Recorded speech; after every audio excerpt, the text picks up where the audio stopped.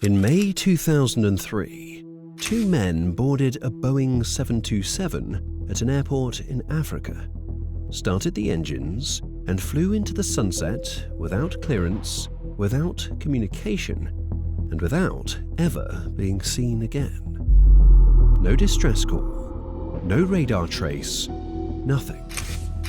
What followed was a global manhunt involving the FBI, CIA, and Federal Aviation Administration.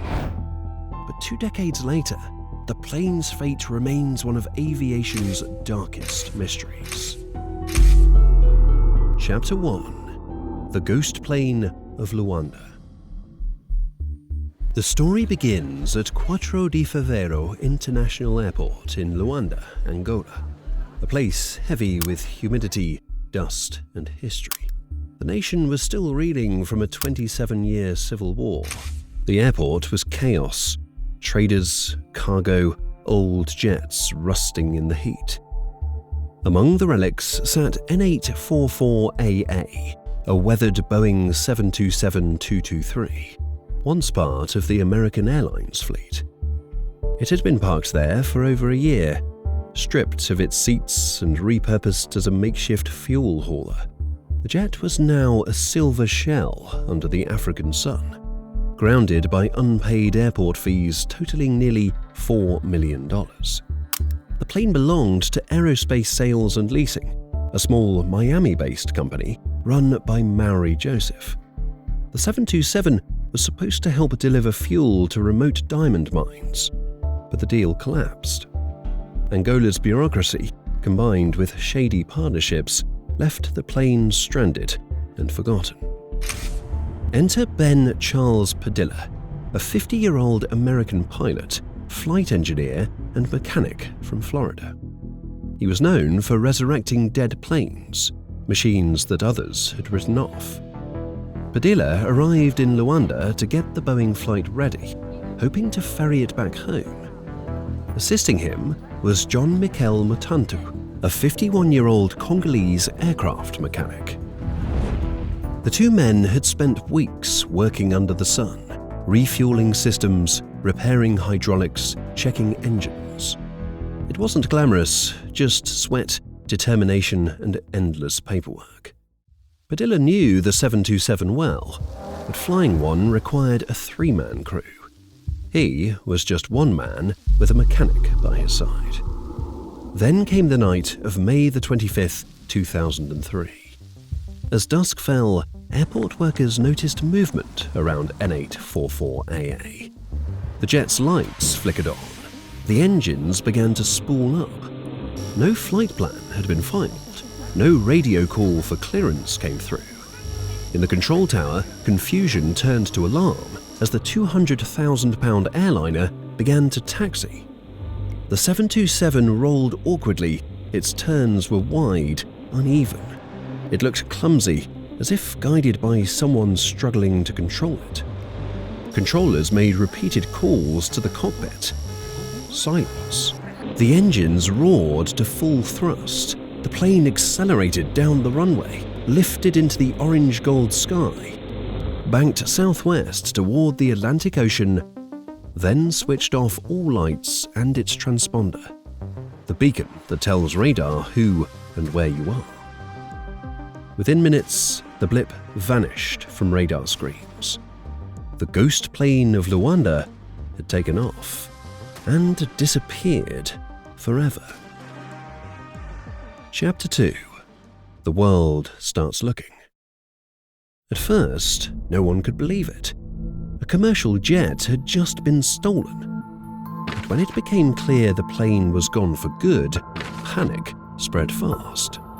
The world of 2003 was still haunted by 9/11. A missing Boeing was no longer just a theft, it was a potential weapon.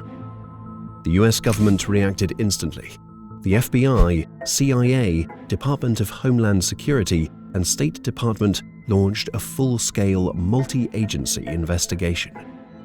The fear was simple and horrifying. Could this be the start of another terror plot? Within hours, embassies across Africa were put on alert. Satellite imagery from the National Geospatial Intelligence Agency was pulled for review. Intelligence officers mapped every possible flight path the 727 could have taken, across the Congo Basin, into desert strips in Mali, or out over the open Atlantic. Search teams scoured data for any heat signatures, radar blips, or distress pings. None appeared. It was as if the 150-foot jet had melted into thin air. Over the following weeks, investigators worked non-stop. Tips came in from pilots, mechanics, even fishermen. Some swore they'd seen a silver jet flying low over the Congo. Others said it landed on a remote strip in West Africa. A Canadian pilot claimed to have seen the aircraft, freshly repainted, landing at Conakry Airport in Guinea. But every lead evaporated. The FBI chased each one, finding nothing. No plane, no wreckage, no trail. The missing Boeing became an obsession for journalists and aviation buffs worldwide. Forums lit up with theories. Could a plane that size be dismantled and sold for parts? Could it have crashed deep in the jungle? Or was it sitting in plain sight, hiding under a new identity? Even seasoned investigators admitted defeat. One US official said, "It's like looking for a grain of sand in the Sahara, except the grain can move." Chapter 3: Theories and Motives. Months passed. No attack, no ransom demand. The terror theory faded. What remained was a haunting puzzle and a tangle of competing explanations. Theory 1: The repossession. Many believe Ben Padilla was flying under orders from the aircraft's owner, trying to repossess the plane to avoid crushing debts and local corruption. Angola's airport authority had impounded it for unpaid fees, and there was talk of seizing it permanently. Padilla's sister, Benita Padilla Kirkland, still insists her brother was just doing his job and planned to deliver the jet to another airfield. Something, she says, must have gone wrong, mechanically or mid-air. Theory 2: Insurance fraud. Others think the disappearance was financial. The Boeing, though old, was insured for more than it was worth. Some suggest it was deliberately flown out to sea and crashed to claim the money. A fiery plunge into the Atlantic would erase the evidence and the debt. Theory 3: Black market sale. A 727 capable of landing on rough airstrips is gold for smugglers. Warlords, militias, and trafficking networks often use such planes to move weapons, fuel, or diamonds. Aviation experts told the Associated Press at the time that a large jet with a no transponder and new paint could vanish easily in Africa. The Conakry sighting fed this rumor. The plane, witnesses said, had been re-registered and stripped of its markings. But when agents arrived, there was nothing there. No logs, no witnesses willing to talk, just whispers. Theory 4: A tragic accident. The simplest explanation might be the right one. The 727 required 3 crew members. Padilla was alone, save for a mechanic who wasn't trained to fly. If a critical failure occurred, or Padilla suffered a heart attack, no one could have taken over. The plane might have nosedived into the Atlantic, disappearing beneath miles of water. And in that vast ocean, wreckage can vanish without a trace. The FAA's final review concluded that there was no credible evidence the plane ever landed. But without debris, no one could close the file.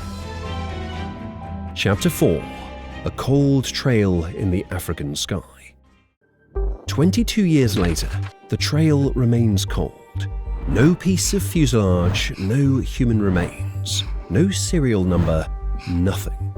The file on N844AA is still technically open, but even the FBI quietly stopped active investigation years ago. For the families of Ben Padilla and John Mutantu, time has not healed the wound. Padilla's sister, Benita, still calls US agencies every few years for updates. She believes her brother died trying to fly the plane out safely. Mutantu's relatives in the Congo received no compensation, no answers, only silence. The disappearance also exposed how fragile aviation security could be. After all, this wasn't a stolen car, it was a 100-ton airliner. And yet, one evening, it simply rolled down a runway and vanished from Earth. Even today, pilots refer to it as the ghost plane of Luanda, a story whispered in hangars and flight schools as the one that got away. So what really happened? Theories still swirl in aviation circles. Some believe the plane lies intact in a forgotten jungle strip covered by vines. Others think it disintegrated in the Atlantic. There's even talk of it being dismantled in a desert hangar, its engines powering smaller cargo planes under false registrations. But the truth remains locked away with the ocean, or whoever took it. What makes this mystery so haunting isn't just the disappearance itself, it's when it happened. In 2003, the world already had satellites, global radar, and near-instant communication. By all logic, something as massive as a Boeing 727 shouldn't just vanish. And yet, it did. The story captures a rare paradox of the modern age. For all our surveillance and technology, the world is still vast enough to hide a secret this big.